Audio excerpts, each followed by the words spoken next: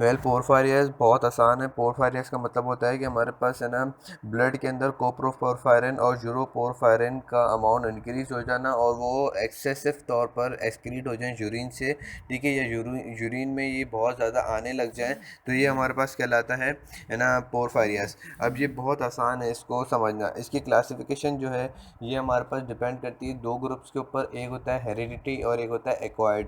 Heredity का मतलब होता है कि हमारे पास है ना वो एंजाइम की डेफिशिएंसी होगी, और एक्वायर्ड का मतलब होता है कि कोई हमारे पास एनवायरमेंटल फैक्टर्स जो हैं वो है ना हमारे पास एंजाइम्स की एक्टिविटी को अफेक्ट करेंगे। एक्वायर्ड में एंजाइम्स वगैरह सारी चीज़ें होंगी, लेकिन हमारे पास फिजिकल फैक्टर्स एनवायरमेंटल फैक्टर्स जो हैं वो अफेक्ट करेंगे। और हेरिडिटी के अंदर क्या होगा कि हमारे पास एंजाइम्स की डेफिशिएंसी होगी।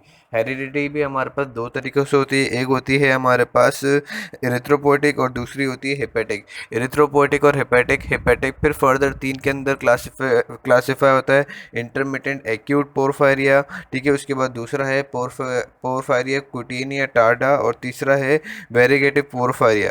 तो अब इन तीनों में से जो हम पूछा जाता है अक्सर कि मोस्ट कॉमन पोरफायरिया कौन सा है, तो मोस्ट कॉमन पोरफायरिया जो है वो हमारे पास पोरफायरिया कुटिनिया टार्डा है, ठीक है। उसके बाद जो बीसीक्यू मेरे से भी वो पूछा गया था वाइवा के अंदर कि सेकंड मोस्ट कॉमन पोरफायरिया कौन सा है, तो वो हमारे पास होता है एक्यूट इंटरमिटेंट पोरफायरिया, ठीक है। अभी हम डिस्कस करते हैं कि ये हमारे पास पोरफायरिया होते क्यों हैं।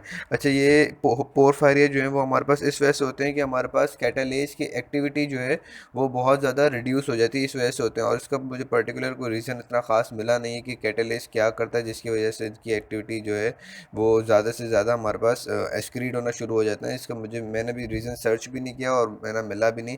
खैर, बस ये याद रख लेना कि रिड्यूस कैटालेज एक्टिविटी होती है जिसकी वजह से हमारे पास ये एक्सक्रीट होना शुरू हो जाता है, ठीक है।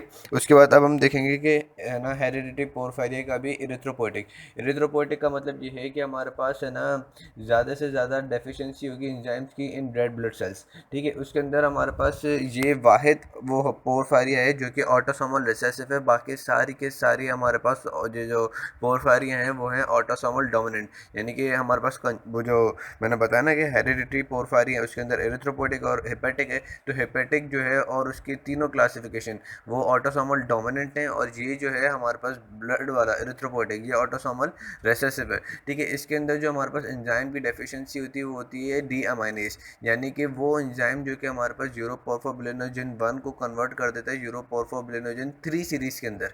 यानी कि अब हमारे पास इसके अंदर 3 सीरीज़ नहीं बनेगी, ठीक है। अब 3 सीरीज़ नहीं बनेगी, ये इसकी पेक्युलरिटी है कि इरिथ्रोपोइटिक के अंदर 3 सीरीज़ नहीं बनती। तो हमारे पास क्या होता है कि जो फर्दर उस अबव प्रोडक्ट्स होते हैं जैसे डेल्टा ALA हो गया या हमारे पास पोरफोबिलिनोजन हो गया, ये हमारे पास 1 सीरीज़ के एक्सक्रीट होते हैं, 3 सीरीज़ के एक्सक्रीट नहीं होते। यानी कि ये हमारे पास है ना जो यूरिन के अंदर चीज़ें पाई जाएंगी वो 1 सीरीज़ की ज़्यादा पाई जाएंगी, 3 सीरीज़ की नहीं पाई जाएंगी, ठीक है। इसके अंदर हमारे पास कोप्रोपोरफायरिन 1 सीरीज़ पाई जाएगी, यूरोपोरफायरिन 1 सीरीज़ पाई जाएगी यूरिन के अंदर, लेकिन हमारे पास 3 सीरीज़ नहीं मिलेगी, ठीक है। इसके अंदर जो एक इम्पॉर्टेंट चीज़ है वो ये है कि ये हमारे पास फोटो सेंसिटिविटी शो करता है। अच्छा, ये याद रख लेना कि फोटो सेंसिटिविटी हर वो पोरफायरिन शो करेगा जिसके अंदर हमारे पास यूरोपोर्फोबिलिनोजिन 1 बन चुका होगा।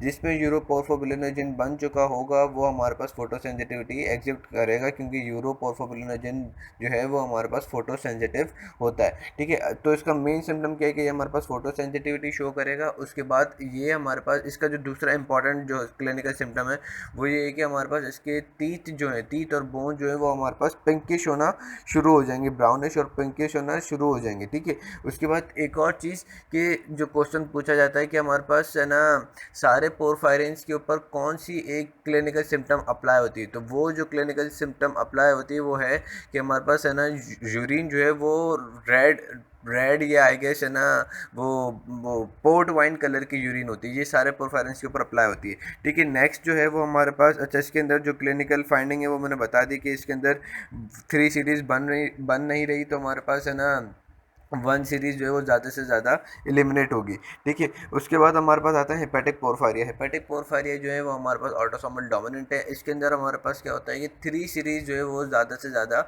एक्सक्रीट होती है, ठीक है। अब इसके अंदर अगर हम देखें कि इंटरमिटेंट एक्यूट पोरफायरिया, इसके अंदर जो एंजाइम की डेफिशिएंसी होती है वो होती है हमारे पास है ना यूरोपोर्फोबिलिनोजन 3 को सिंथेटेज, यानी कि हमारे पास यूरोपोर्फोबिलिनोजन इसमें नहीं बनेगा, ठीक है। अब अगर इसके अंदर यूरोपोर्फोबिलिनोजन नहीं बन रहा तो हमारे पास क्या ये फोटो सेंसिटिविटी शो करेगा? नहीं, ये फोटो सेंसिटिविटी शो नहीं करेगा। ठीक है, इसके जो कॉमन क्लिनिकल सिम्टम्स है ना जो याद करने के, वो ये है कि ये हमारे पास न्यूरोसाइकेट्रिक है ना डिसऑर्डर शो करता है, जीआईटी पेन शो करता है, एब्डोमिनल पेन शो करता है, डायरिया वगैरह शो करता है, और इसके अंदर है ना डायबिटीज मेलाइटिस जो होते हैं, वो थोड़ी बहुत शुगर भी इंक्रीज हो जाती है, और हाइपर कोलेस्ट्रेमिया ये भी हो जाता है। ये इसके मेजर सिम्टम्स हैं जो कि याद करने के। ठीक है, अब इसके अंदर क्लिनिकल जो हम तो वो फाइंडिंग्स जो है वो हमें देखनी है कि इसके अंदर हमारे पास है ना डेल्टा ए की कंसनट्रेशन बढ़ जाएगी। क्यों?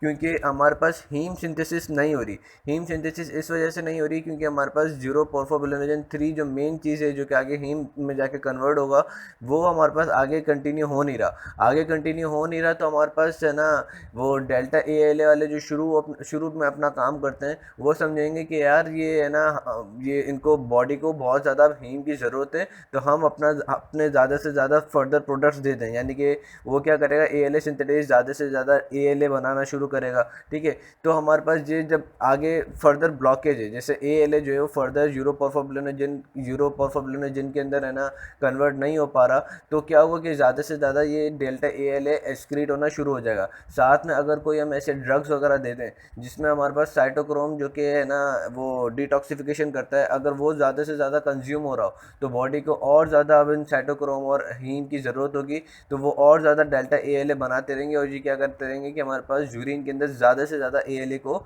एक्सक्रीट करेंगे। ठीक है, उसके बाद नेक्स्ट जो दो है वो मैं दूसरी ऑडियो में भेजता हूँ।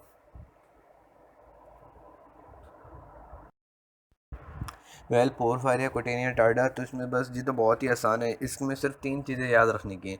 वो ये है कि ये हमारे पास मोस्ट कॉमन पोरफायरिया है। दूसरा, ये फ़ोटो सेंसिटिविटी एग्जिबिट करता है। अब ये फ़ोटो सेंसिटिविटी एग्जिबिट क्यों करता है? क्योंकि अब इसमें जो है यूरोपोर्फोबिलिनोजन 3 बन चुका होता है। उसके बाद अब इसमें फिर अगर ये बन चुका है तो फिर किस एंजाइम की डेफिशिएंसी होती है? इसमें डेफिशिएंसी होती है यूरोपोर्फोबिलिनोजन डी कार्बोक्सिलेज एंजाइम की।